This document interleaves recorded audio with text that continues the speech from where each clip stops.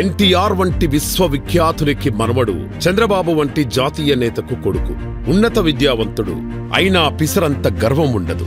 ప్రజలకు సేవకుడిని, ఆర్భాటాలు వద్దు అంటూ మంత్రిగా బాధ్యతలు స్వీకరించే ముందు తన కుర్చీకి ప్రత్యేకంగా చుట్టిన టవల్స్ స్వయంగా తీసేశారు నారా లోకేష్ గారు. 2019 ఆంధ్రప్రదేశ్ శాసనసభ ఎన్నికలలో మంగళగిరి నియోజకవర్గం నుంచి పోటీ చేసి తన ప్రత్యర్థి చేతిలో 5,337 ఓట్లతో ఓడిపోయిన లోకేష్ గారు 2024లో అదే నియోజకవర్గం నుంచి 91,413 ఓట్ల మెజార్టీతో గెలిచారు. అంతేకాదు 1985 తర్వాత, అంటే 39 ఏళ్ల తర్వాత నియోజకవర్గాన్ని టీడీపీ ఖాతాలో జమ చేశారు. లోకేష్ గారికి ఎన్నికల్లో 1,67,710 ఓట్లు పడితే టీడీపీ సభ్యత్వ నమోదు కార్యక్రమంలో 1,06,145 సభ్యత్వాలతో మంగళగిరి నియోజకవర్గం టాప్ 10లో నిలిచింది. 1,00,000 మందికి పైగా నియోజకవర్గ ప్రజలు తెలుగుదేశం కుటుంబంలో చేరారంటే ఎవరి వల్ల? లోకేష్ గారి వల్లే.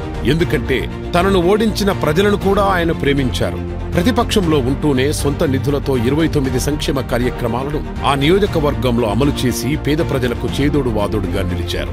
గ్రామీణ ప్రాంతాల్లో తాగునీటి ట్యాంకర్ల నుంచి పేదల ఆకలి తీర్చే అన్న క్యాంటీన్ల వరకు ప్రభుత్వంతో సంబంధం లేకుండా కార్యక్రమాలను అమలు చేశారు. పేద మహిళల ఆర్థికాభివృద్ధే లక్ష్యంగా నెలకొల్పిన స్త్రీ శక్తి కేంద్రాలను నెలకొల్పి మంగళగిరి, తాడేపల్లి పట్టణాలతో పాటు దుగ్గిరాలలో ప్రతిరోజు 13 బ్యాచ్లకు వృత్తి సంబంధిత శిక్షణ ఇప్పించారు. పోయేదేముంది డ్యూట్, మహా అయితే తిరిగి ప్రేమిస్తారు అన్న సినిమా డైలాగ్ లోకేష్ గారి విషయంలో నిజమైంది. మంగళగిరి ప్రజలు లోకేష్ గారిని అంతగా అభిమానిస్తున్నారు. కూటమి ప్రభుత్వం అధికారంలోకి వచ్చి మంత్రిగా లోకేష్ గారు బాధ్యతలు చేపట్టిన 3వ రోజునే మంగళగిరి ప్రజల కోసం తన ఇంటి ద్వారాలు తెరిచే ఉంటాయని నిరూపిస్తూ ప్రజా దర్బార్ పేరుతో సరికొత్త కార్యక్రమాన్ని ప్రారంభించారు. మొదలుపెట్టింది నియోజకవర్గం కోసమే అయినప్పటికీ రాష్ట్ర నలుమూలల నుంచి వచ్చి తమ సమస్యలను లోకేష్ గారికి చెప్పుకుంటున్నారు ప్రజలు.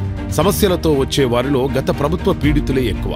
ప్రతి ఒక్కరిలో ఆత్మస్థైర్యం నింపుతూ కన్నీరు తుడుస్తున్న యువనేత ప్రజా దర్బార్ సిబ్బందితో ప్రతిరోజు 15 రోజులకొకసారి సమీక్ష నిర్వహించి వివిధ శాఖల వారీగా వచ్చిన సమస్యలు ఎన్ని పరిష్కారం చేయగలిగాం అని తానే స్వయంగా వివరాలడిగి తెలుసుకుంటున్నారు. ప్రతి మంత్రివర్గ సమావేశంలో అప్పటి వరకు తాను స్వీకరించిన విజ్ఞప్తులను సంబంధిత మంత్రులకు అందజేస్తున్నారు.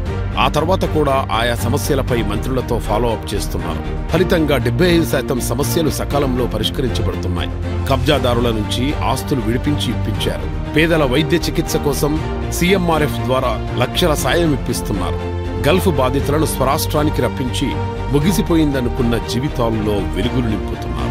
ఇప్పటి వరకు గల్ఫ్లో చిక్కుకున్న 21 మందిని రాష్ట్రానికి రప్పించారు మంత్రి లోకేష్. అలాగే సోషల్ మీడియా వేదికల ద్వారా వచ్చిన విజ్ఞప్తులకు సైతం మానవత్వంతో స్పందిస్తున్నారు. ఒక్క తన నియోజకవర్గమే కాదు, ప్రజలకు వరద కష్టాలొస్తే ముఖ్యమంత్రి చంద్రబాబు గారు 10 రోజులు బాధితుల మధ్యే ఉన్నారు. ఆ తండ్రి అడుగుజాడల్లోనే నడిచిన లోకేష్ గారు బుడమేరు గండ్లు పూడ్చే పనులకు మంత్రి నిమ్మల రామనాయుడుతో కలిసి స్వయంగా పర్యవేక్షించారు. ఇక ప్రత్యేకించి మంగళగిరి చేనేత కార్మికులకు ఆయన చేస్తున్న మేలు అంతా ఇంత కాదు. చేనేత రంగంలో నిపుణులైన 7 సభ్యుల బృందాన్ని చెన్నై, కోయంబత్తూర్లకు పంపించి టాటా గ్రూప్ వారి తనైరా వీవర్ శాలలపై అధ్యయనం చేయించారు. ఆ స్ఫూర్తితో మంగళగిరి ఆటోనగర్లో 20 అధునాతన జకార్డ్ మగ్గాలతో వీవర్ శాలను సకల సౌకర్యాలతో తన సొంత ఖర్చులతో నెలకొల్పారు. నేతన్నలకు 2 నెలల శిక్షణ ఇప్పించి వారికి మెరుగైన ఉపాధి అవకాశాలు కల్పించడమే ఈ వీవర్శాల లక్ష్యం. ఇక్కడి చేనేతలు తయారు చేస్తున్న వస్త్రాల మార్కెటింగ్ కోసం టాటా టనేరియాతో అనుసంధాన వ్యవస్థను ఏర్పాటు చేశారు.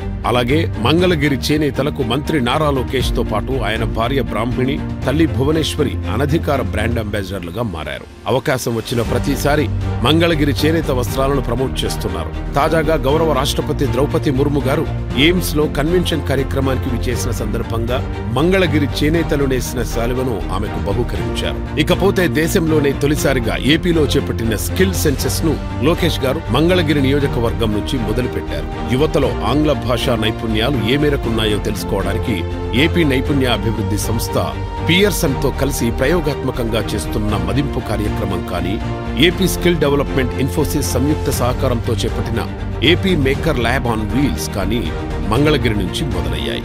మంగళగిరి నియోజకవర్గ ప్రజల చిరకాల స్వప్నం 100 పడకల హాస్పిటల్. లోకేష్ గారి కృషి వల్ల ఆ కల సాకారం కాబోతోంది. ఇప్పటికే కేబినెట్ ఆమోదం పొందింది. త్వరలోనే పనులు మొదలవుతాయి. నారా లోకేష్ గారి పుట్టినరోజు సందర్భంగా యావత్ రాష్ట్ర ప్రజలు ఆయనకు హృదయపూర్వకంగా శుభాకాంక్షలు తెలుపుతున్నారు.